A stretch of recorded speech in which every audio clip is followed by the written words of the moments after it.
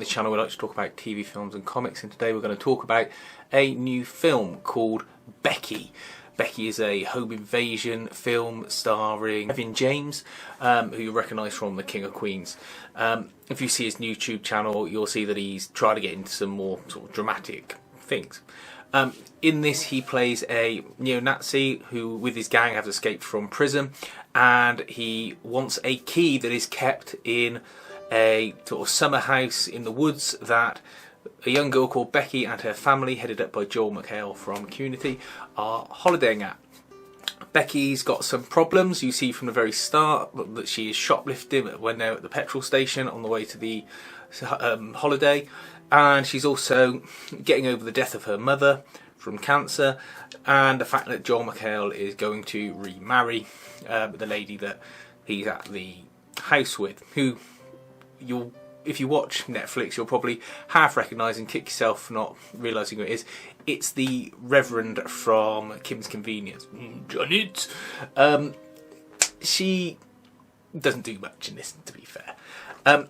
What happens is Joel McHale and the future wife get captured. They get tortured by Kevin James and his gang, and Becky goes on a sort of gory Home Alone style rampage to free them.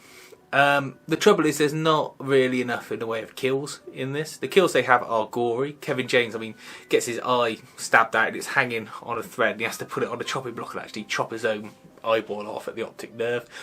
And there's a bit where someone gets macerated by a boat propeller. But for the most part, it's a little too Spartan. Kevin James is super sinister in it. He's very good in a dramatic role.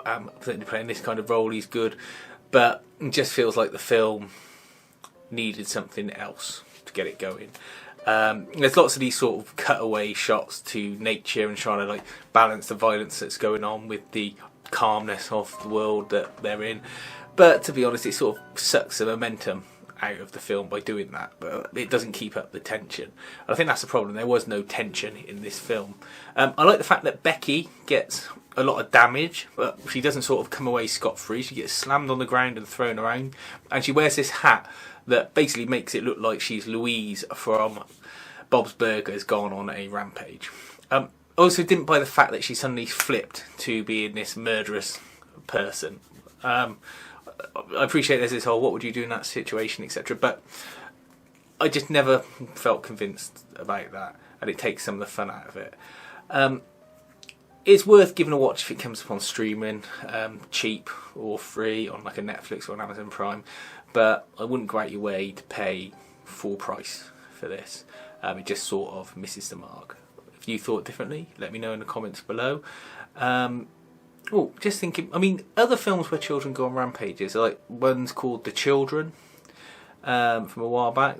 That's quite good and probably better than this in respect of children getting people. But yeah, it's just missing something. Otherwise, thanks for watching, and please feel free to like and subscribe.